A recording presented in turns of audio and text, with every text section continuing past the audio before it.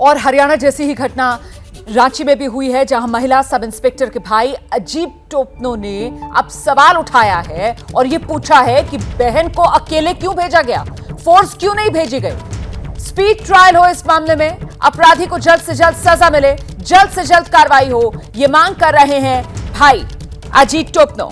बहन संध्या टोपनो को कुचल दिया था माफिया ने, जो जानवरों की तस्करी कर रहा था, ऐसे आरोप लगे। अब इस परिवार ने स्पीड ट्रायल की मांग की है और साथ ही सिस्टम पर सवाल उठाया है कि रात में 3 बजे अकेले बहन जो है वो एक तरीके से पहरा दे रही थी, उसके साथ टीम क्यों मौजूद नहीं थी। रात को हमको आया थाना से गाड़ी आया मेरे घर में, बोला 3 बजे कि आपकी बहन आपकी दीदी का डेथ गाड़ी में एक्सीडेंट हो गया है, तो रिम्स ले गए हैं। तो हम लोग गए रिम्स आए तो देखे कि पूरा मरी पड़ी हुई है।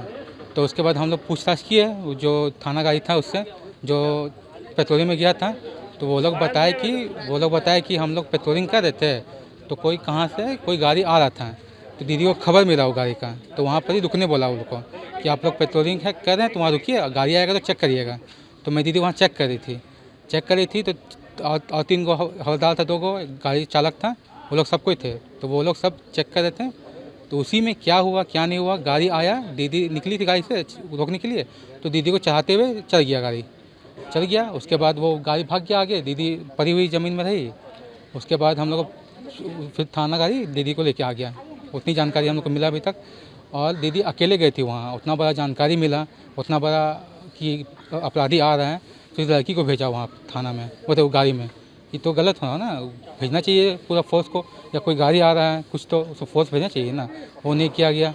तो हम लोग चाहते हैं स्पीडी ट्रायल हो और जल्द से जल्द कार्रवाई हो और जो सज़ा मिले, जो अपराधी को सज़ा मिले, हम लोग यही चाहते हैं।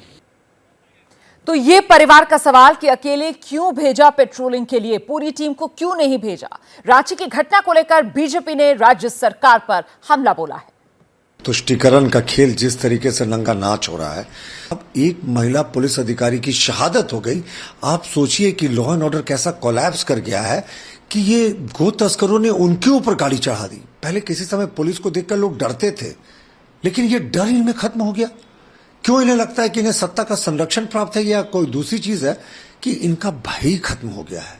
तो ये बहुत ही जो घटना हुई है दुर्भाग्यपूर्ण है। सरकार सोई हुई है, सरकार को अवैध खनन करने से, अवैध इलीगल माइनिंग करने से फुर्सत नहीं है, सरकार को ट्रांसफर पोस्टिंग का रैकेट चलाने से फुर्सत नहीं है। तो ऐसे जो उपद्रवी तत्व हैं उनका दिमाग चढ़ गया है।